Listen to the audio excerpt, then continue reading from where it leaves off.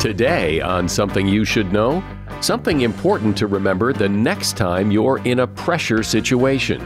Then, tightwads and spendthrifts. Why do they seem attracted to each other? The thing about tightwads and spendthrifts is they don't love being tightwads and spendthrifts. And so at first, it can be fun and exciting and interesting to get into a relationship with someone who has the opposite approach. Also, a few simple ways to improve your overall sense of happiness. And there's a movement to bring manufacturing back to America. But do people really care about Made in America? People really care about Made in America. More than 80% of people surveyed say Made in America is important to them. And voters generally very much support Made in America efforts. All this today on Something You Should Know. Something you should know. Fascinating intel, the world's top experts, and practical advice you can use in your life. Today, Something You Should Know with Mike Carruthers. Where every week we publish 3 episodes per week, Monday, Thursday, and Saturday. So be on the lookout for them, listen to them when they come out, and you'll be all the wiser. Welcome to Something You Should Know. We start today with a suggestion on what to do the next time you're in a pressure situation. Even the most talented athletes and musicians can choke under pressure, and there is a scientific reason for that. The thinking side of your brain can trip up the doing side of your brain.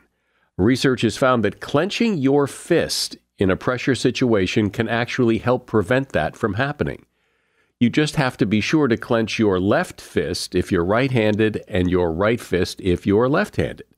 In 3 experiments, right-handed soccer players, judo experts, and badminton players were asked to perform in high-pressure simulation. One group, these are right-handed players, one group clenched their right fist for 30 seconds before play, while the other group clenched their left fist. The left fist clenchers choked less under pressure than the right all 3 times. It appears that clenching the non-dominant fist sends a message to the opposite side of your brain to stop thinking and start doing. And that is something you should know. When you hear me say the words tightwad and spendthrift, you know exactly what I mean. Perhaps you're one or the other. And maybe you've heard that in relationships, tightwads are often attracted to spendthrifts and vice versa. So why are some people tightwads and other people spendthrifts? What's the difference, say, from being a tightwad and just being frugal? Is being a tightwad or a spendthrift problematic, or it's just the way you are? Well, this turns out to be a much more interesting subject than I think you ever thought it could be. And someone who is a real expert on this is Scott Rick. He is a marketing professor at the University of Michigan's Ross School of Business and author of the book Tightwads and Spendthrifts, Navigating the Money Minefield in Real Relationships. Hey, Scott, welcome to Something You Should Know. Thank you so much for having me. So since this is your area of expertise, can you explain and define what a tightwad and a spendthrift are and how they're different? And how do you look at it? A tightwad is someone who wants to spend money. They have money to spend, but they just feel very anxious about the thought of spending money. And they end up spending less than they would ideally like to spend. And this can be quite frustrating for them and the people around them. And so it's very different than, say, someone who's frugal, someone who enjoys saving and reusing products until they truly cannot be reused any longer.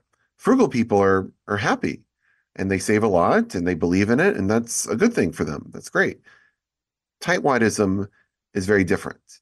Tightwads look good on paper, but they just don't feel good about money. That's the interesting thing, is that I think most of us think of tightwad and frugal as being kind of the same thing, but they're really not, because, as you say, frugal people are completely happy being frugal, and tightwads are pretty anxious about being tightwads. Yes, there are many different ways to spend conservatively. Frugal is great. Tightwad, not so great. There's also just being cheap.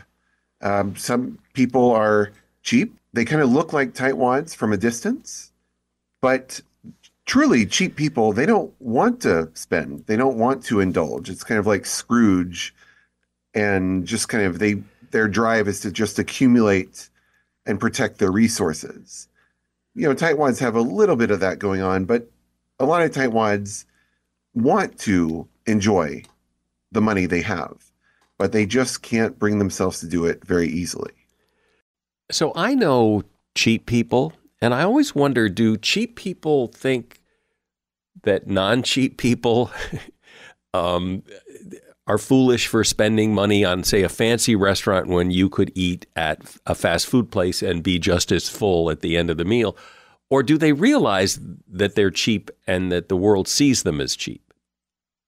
Yeah, some do, and they acknowledge it, and it's kind of a badge of honor for them. And that can be okay until they find themselves in a relationship with someone else who needs money to be spent for practical matters and just kind of fun.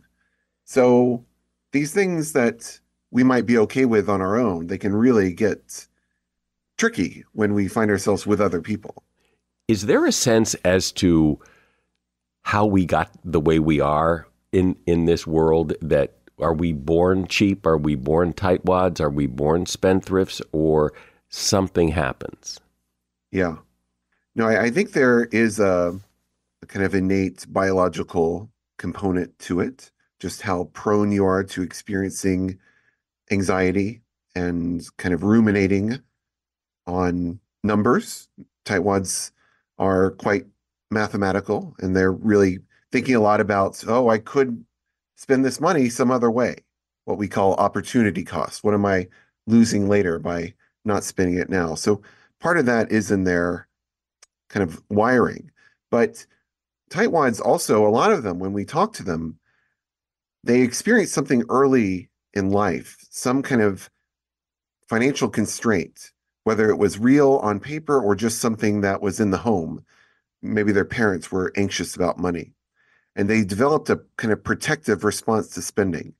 They made spending painful, and it helped them through a time where they felt money was tight. For a lot of them, money got less tight later in life. But these responses that they developed and were hardwired, they're hard to shake once your circumstances change. So this is true for a lot of aspects of life where you kind of develop a response to kind of get you through a hard time, but you can't shake it when your circumstances change. And it seems to me, when I think about my spending habits, that there are categories. Like I'm a real tightwad when it comes to gas prices and ATM fees. I'll go way out of my way to not pay those things. But on a lot of other things, I'm not a tightwad. It's like, it depends. It's circumstantial. Well, that's good. That makes me optimistic about your kind of general psychology. Oh, good. But, things like ATM fees and gas prices, there are some things that are just so salient. We drive around, we see these giant billboards, and when we're at the gas pump, we see the amount we're spending kind of changing in real time. It's like being in a taxi and seeing the meter running. It's very aggravating. And it aggravates some of us more than others. So in the world of spending, the spendthrifts, are there also shades of gray there or not? Sure. Some spendthrifts, they have money to spend and they're okay. Being a spendthrift is not necessarily a recipe for financial doom. You can be a happy spendthrift. But the spendthrift mentality, and I'm a spendthrift, is I'd rather be looking at it than looking for it. We make a lot of just-in-case purchases. Like I might go to the mall because I need some work clothes, some teaching clothes. And while I'm there, I might see a fun velvet blazer. And I think, oh, that would be fun for a nice holiday party or some fancy event. That event is not on the calendar. And if that party was being held, I probably wouldn't be invited. But if it were to happen, I would not want to be without that jacket. So just in case, I'll go ahead and get it. And then don't you feel guilty later on, lying in bed that night, feel bad about the fact that you bought that jacket? Yes, and certainly if we're married to someone who notices that jacket, there might be a conversation that makes us feel not so great about it. But, we do make a lot of spending mistakes, and a common question is like, well, why don't we learn from these mistakes? We realize that, I probably didn't need to buy that. The problem is that these mistakes are only educational when they're like surprising. For a spendthrift, we kind of expect to get it wrong a lot. And so we know we're going to make mistakes, and we do, and it's not that surprising. It's just kind of what we do. And the psychology literature suggests that really, if you want to spark learning, you need some aspect of unexpectedness. It's really kind of unexpected mistakes that can prompt learning. And so, that kind of helps to solve this puzzle of why can't we learn from a lifetime of mistakes? So it's often said, or I've often heard, that in relationships, spendthrifts and tightwads tend to attract each other. Is that a myth, or is that true?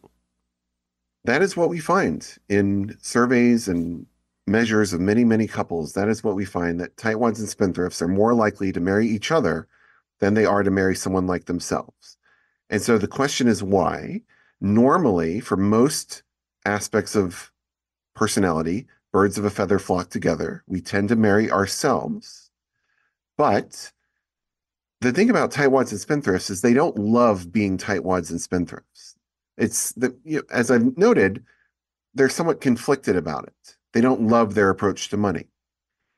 And when they encounter someone who has that approach, it can be really distressing to see your flaws reflected in someone else.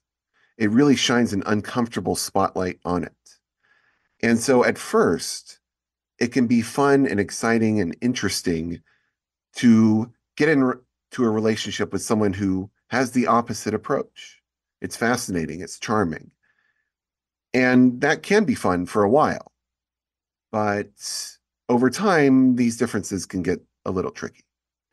We're talking about tightwads and spendthrifts. My guest is Scott Rick. He is a marketing professor at the University of Michigan's Ross School of Business, and he's author of a book called Tightwads and Spendthrifts: Navigating the Money Minefield in Real Relationships.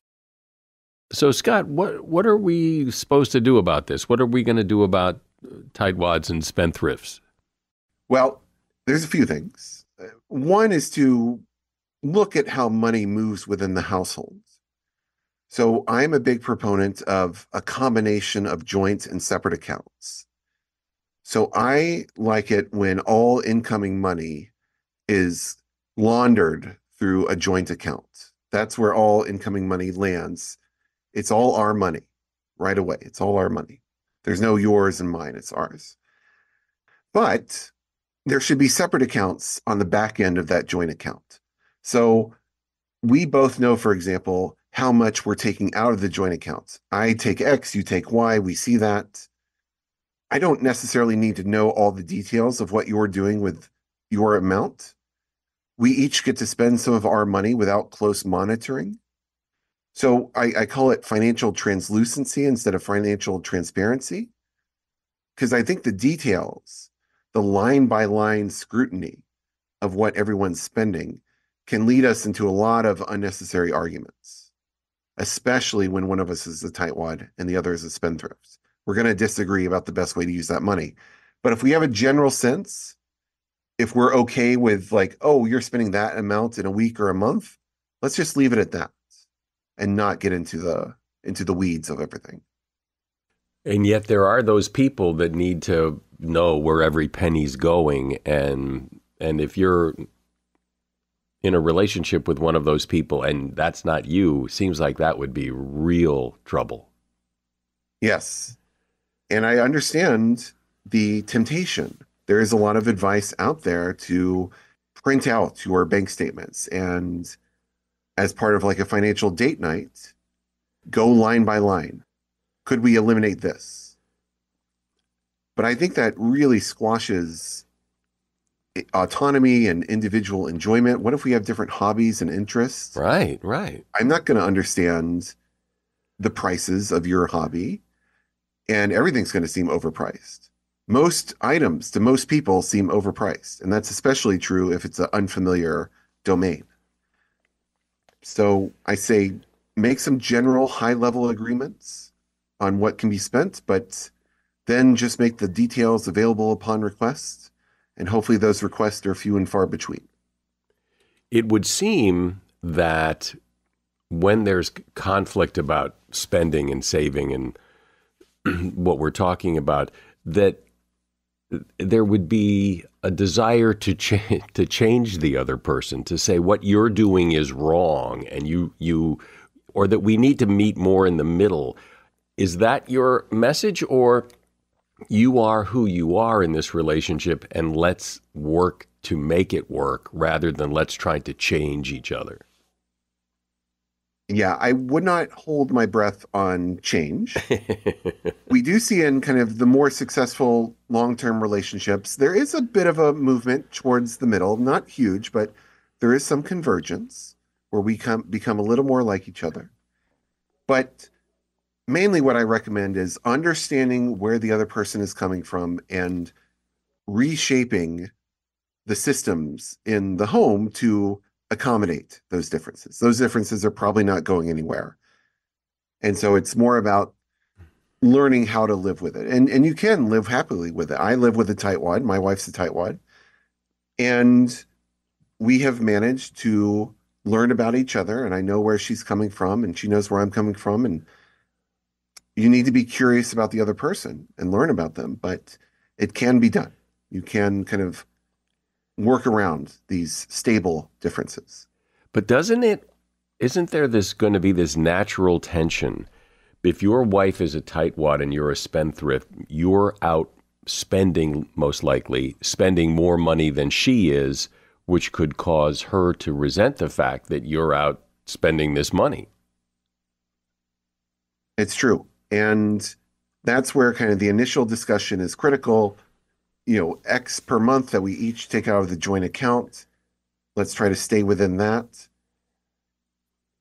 That's where the tightwad can have a lot of influence, as opposed to if everything's just ad hoc and there's no kind of plan set in place.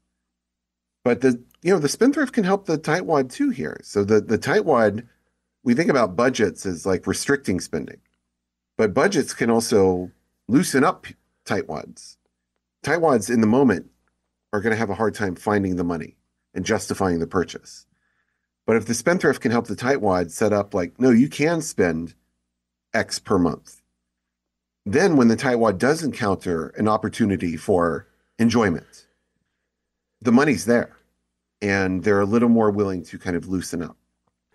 What else about this topic do you think people maybe don't understand? Because this has been really insightful, that it's more diverse than I think people realize, where you're either cheap or you spend too much, but it's a lot more nuanced than that. But what else is there in this that maybe people don't understand? I think gift giving there's a lot of bad advice about gift giving out there, and it might seem like a not very consequential thing. Like, oh, how many gifts do we give? We give a lot of gifts. And if you're in a long relationship, like, you have a ton of opportunities to get it right or wrong. And so we can learn to be better gift givers. And these are actually crucial moments where we can reveal what we appreciate and understand about our partner. And so there's advice out there like, oh, you should just ask them what they want. I think that's terrible, risk-averse advice.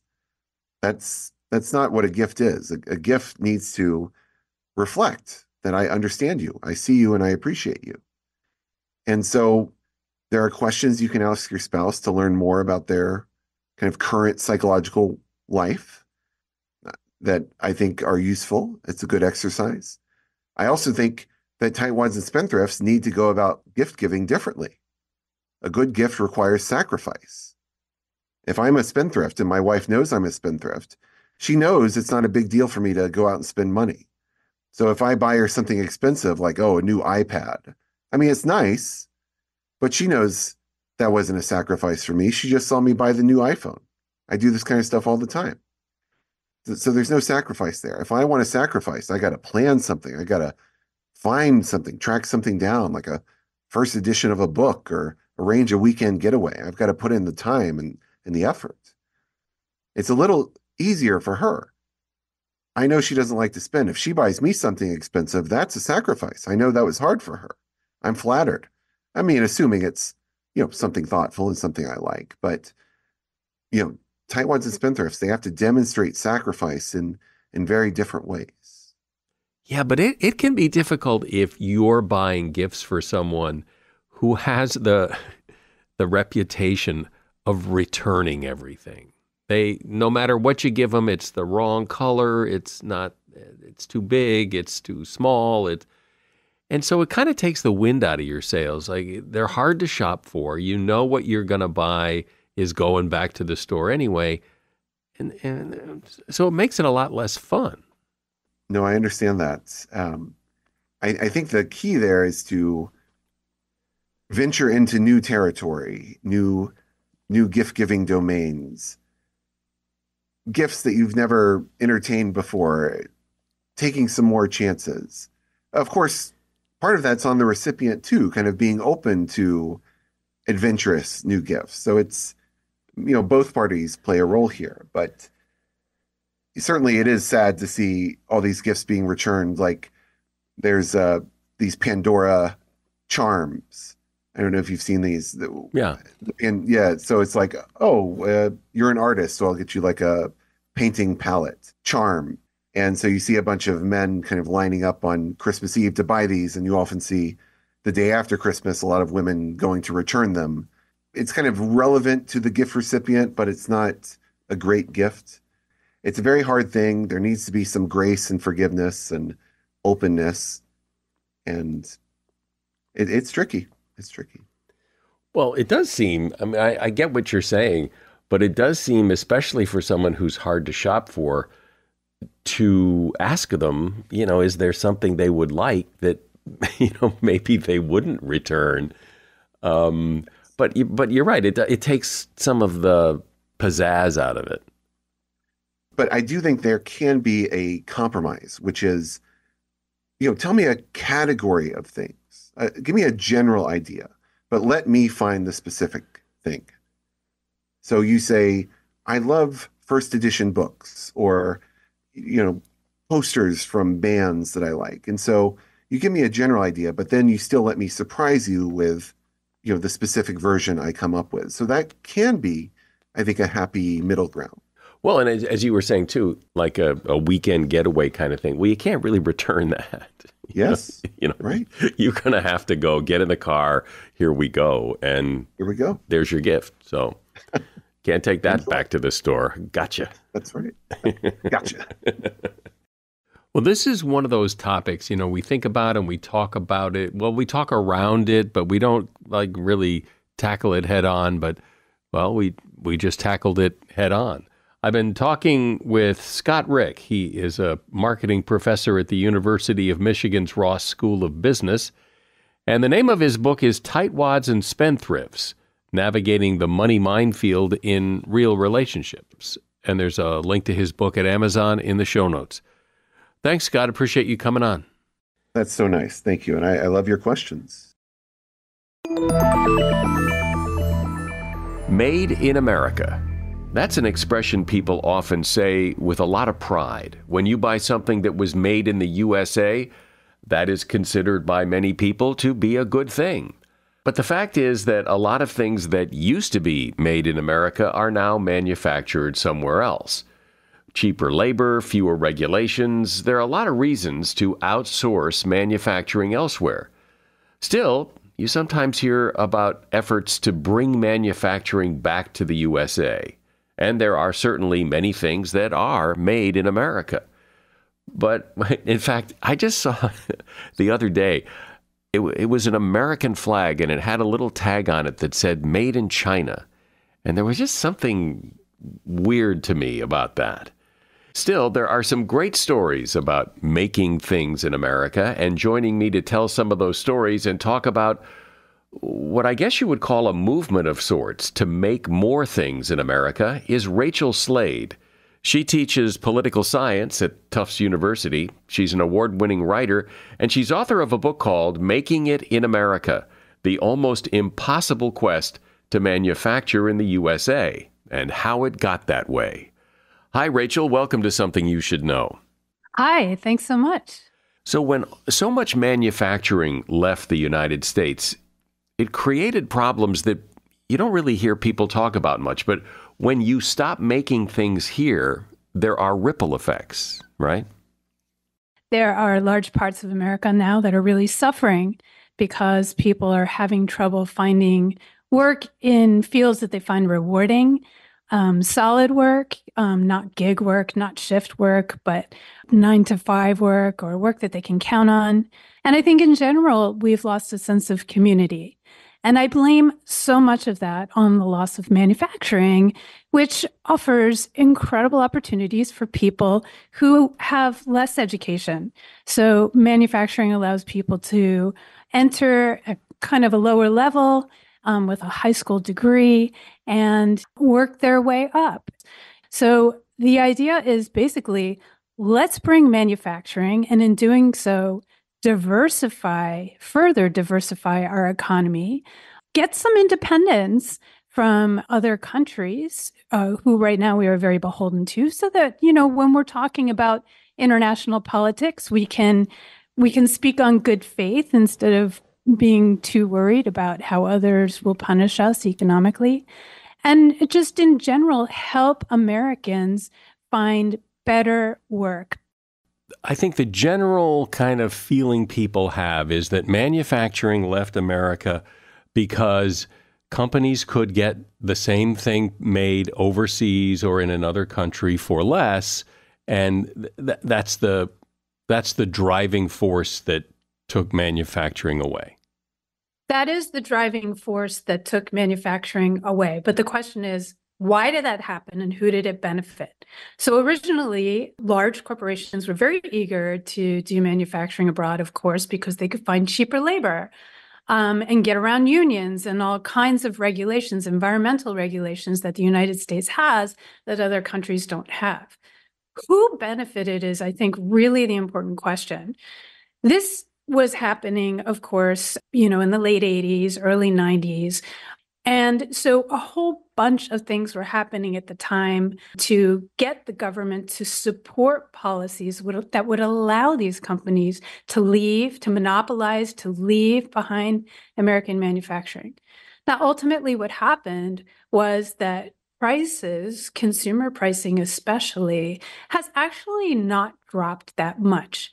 The perception that we have significantly cheaper goods because of manufacturing abroad, I think is a fallacy. But if indeed things are nominally cheaper, it's in great part because other countries where we are now doing manufacturing are heavily supporting their manufacturing sectors. So like China, for example, has a very strong industrial policy. And when you think about then the cheap cost of some goods from China, you have to remember that is being heavily subsidized, that price is being heavily subsidized by the Chinese government with the intention of putting American corporations and manufacturers out of business so that we are completely beholden to imported goods. Okay, well, but I understand the problem, but how do you fix it? I think the first thing that we need to do is decide that this is really important.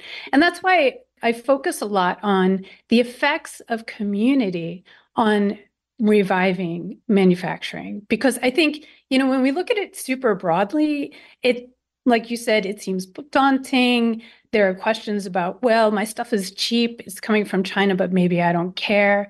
But there are absolutely profound effects when you start rebuilding manufacturing in your hometown. And that's why I decided to look at the effect of one small company in Maine and what happened when they opened their doors and started making things right there in Maine in this small town.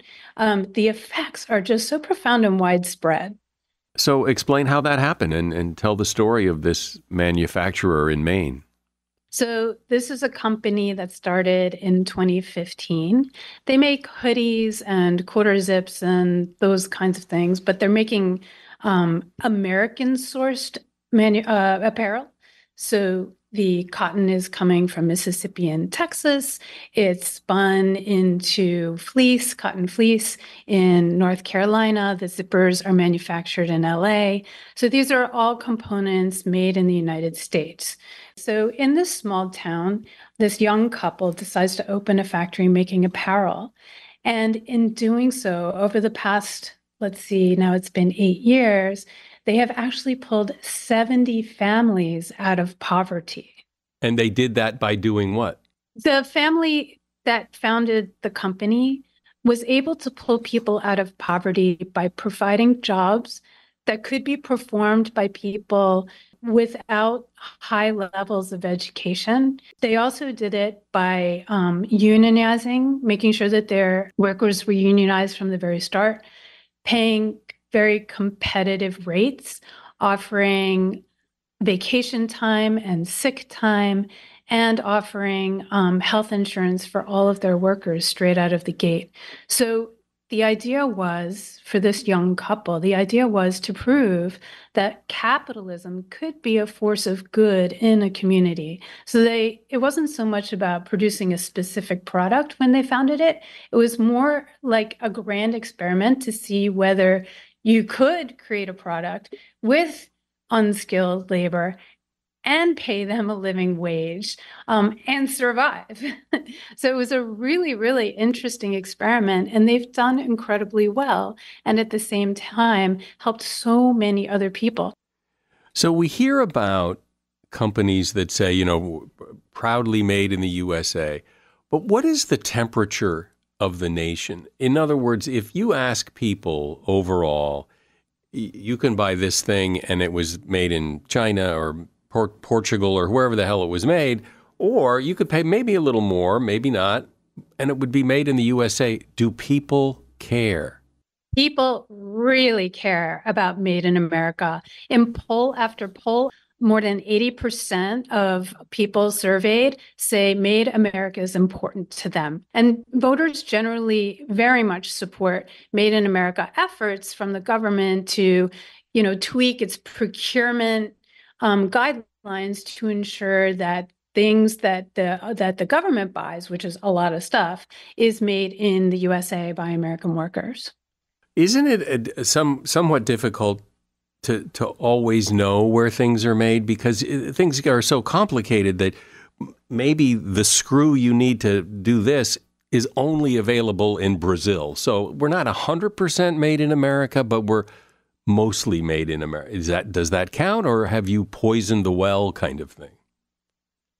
Oh, that's a really good question. I mean, certainly, commerce is global, and our cars, so many of the parts come from elsewhere. It's absolutely true that very few products made in the USA are all USA made. However, when it comes to government procurement, there actually are stipulations about what percentage of components are made in America. So from that perspective, from the government procurement perspective, it's very clear. As far as the consumer is concerned, you're right. I mean, it will always be a question. And actually, even worse than that, I find that there's a lot of bait and switch. So there are companies that crow about how their products are made in America. And then when you actually go on their websites, you'll find that, well, yeah, okay, maybe they make 10% of their products in America. And, so what I actually end up doing, because I am really anal about this, is I will zoom in on tags on companies' websites to see whether or not those products were actually made in America. But yes, I mean, in terms of components, certainly you'll find that, for example, like A lot of wool that textile companies use in America, made in American products, comes from New Zealand and Australia. It's actually been that way for more than 100 years. But that doesn't diminish the fact that if American workers are involved with the production of a product, then they are benefiting from your dollars. So what is the big barrier to bringing manufacturing back? Because, there's this theory or idea that, the market kind of takes care of itself. If it was really a good idea, it would just happen because it would be better for everybody. So if it's a struggle to bring it back, why is it a struggle? What is it that keeps people from bringing manufacturing back?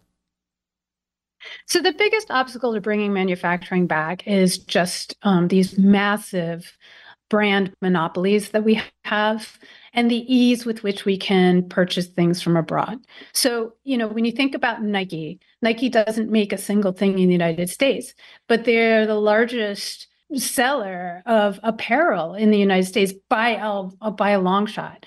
When we think about what do we buy, it seems like we have a few options in terms of brands, and those brands are really big companies. And what they're doing to suppress the price of their products is they're pitting small manufacturers abroad against small manufacturers abroad. So there's already this horrible race to the bottom happening elsewhere in the world. And they're also pitting countries against countries, which is why now a lot of manufacturing is moving from China to Vietnam, and eventually it'll move from Vietnam to somewhere else. So I want to point out that there are 250,000 U.S. manufacturing companies making every single thing under the sun. 250,000 manufacturing companies in the U.S., but they're small. The majority of them have fewer than 50 employees. That accounts for 13 million workers in the United States involved in manufacturing. So it's not a small number. So actually, manufacturing is here. I think the important thing to remember is that, when you buy stuff, we have this consumer-based economy. When you buy stuff, it is way too easy, I think, to just hop onto Amazon and not really think about all the implications of what you're purchasing when you just buy that thing, shipped directly from China. And so I think it's a matter of just stop, pause, try to find something comparable made in the USA, at least try. So when you say try to find something that isn't made somewhere else, instead of just going on Amazon and buying something from China, I don't know what that means. By doing what? I wouldn't know. Where do you go to find something that's not made in China? I don't know how to do that. Yeah, well, actually, it's really interesting. So I'm on Instagram, like a lot of folks. And so when I start liking American-made companies, because it's a hashtag, made in USA, made in America, made domestically, you start getting fed other companies that are making stuff in the USA. So it's really a matter of just doing a little research. There are a lot of also websites out there that are dedicated to aggregating companies that make things in the USA. So yeah, it requires a little bit of research. What I'm really, really hoping for, and maybe we can start a movement here, you and me, is to get Amazon to actually, when you shop for something on Amazon, on the left-hand side, there are all these filters that you can use, like size, color, brand. I wish that they would add another checkbox, just one more checkbox that's made in USA. That would make this project so much easier for us, because I really think that that is the most difficult thing at the moment, is just finding domestically made goods. You're right. It's hard. We don't have a lot of time. We've been kind of used to the ease of operation of not having, of shopping on Amazon and not having to think too hard. So I would love to make it easier for you to find stuff that will benefit all of us. Those are two ideas that I have. Just on Amazon, please, Amazon, just add that made in USA checkbox. It's no skin off your back, and it'll make our lives a little bit easier and really impact this movement. Well, I can imagine, though, that part of the problem is what is the definition of made in America? Is it 50% made in America? I mean, it isn't as simple as just it is or it isn't. Yeah, no, I totally hear you on that. Made in USA, you're right, can mean any number of things to any number of people, but generally it means that somebody's hands have touched this product in some way, some meaningful way. And, for many products, that might mean finishing. So, for example, there was a blanket that I bought that was made in USA, or it said it was. And, I unpacked it and I was looking at it. And then I called up the company and I said, so what part of this is made in USA? Certainly not the fabric. And they said, no, not the fabric, but the finishing was done in the USA. So that meant the cutting and the stitching. And all right, that's a start. Look, that's a start. I'll take it. That's better than a product that's entirely made somewhere else, which means that all of my dollars are going somewhere else. If I can support some American workers with my dollars, I'm going to do it. So as you say, though, a lot of the manufacturing in the USA is smaller, maybe consumer stuff, clothing, that kind of thing. And when I think of the heyday of manufacturing in the USA, it isn't that. It's, they make tractors and they make these big things, Okay, so as of 2022, here are the rankings of American manufactured goods. Number 1, machinery, heavy machinery, industrial equipment. So that's still happening. Number 2, transportation equipment, vehicles, aircraft. So yeah, very much made in USA. Chemicals, pharmaceuticals, not as much as we should be, because actually 90% of our pharmaceuticals are made abroad. But chemicals, definitely huge industry in the United States.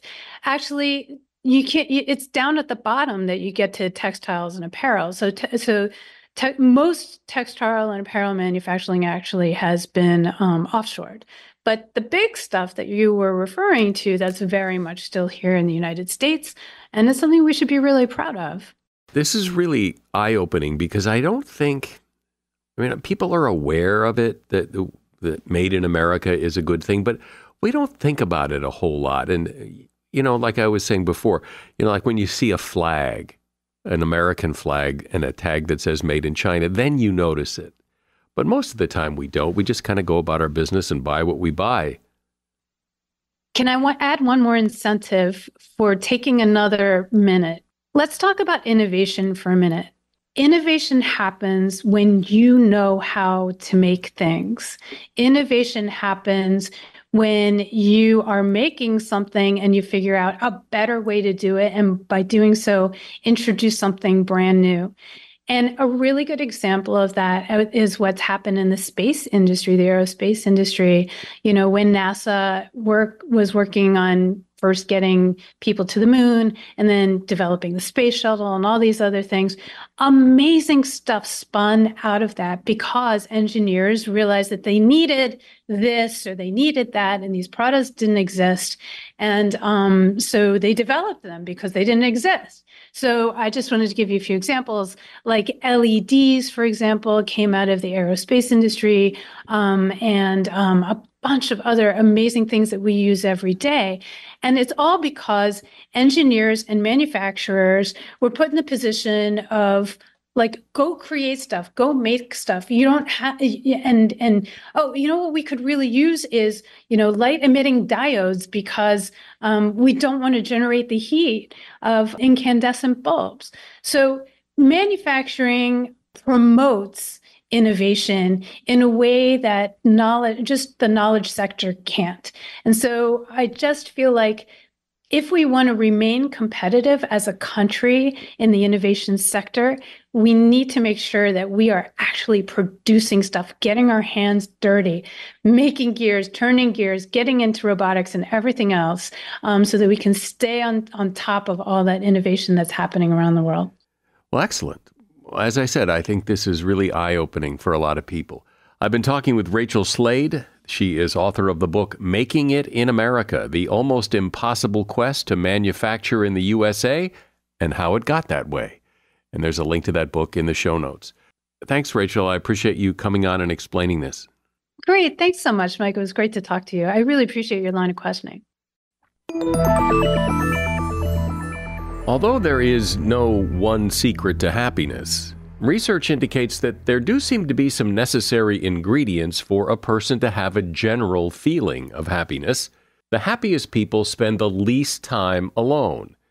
Humans are social creatures, so we need to connect with others. Signature strengths, doing the things you're good at and enjoy doing, brings a sense of happiness. Gratitude and forgiveness. Happy people tend to be grateful for what they have, and they don't hold grudges. And altruism. The rewarding feelings that come from helping others breed happiness in pretty much everybody. And that is something you should know. Hey, make it your New Year's resolution, or one of them anyway, to get at least one other person, preferably two or more, but at least one, to listen to Something You Should Know. You'll look like a genius, and we get to grow our audience. I'm Mike Carruthers. Thanks for listening today to Something You Should Know.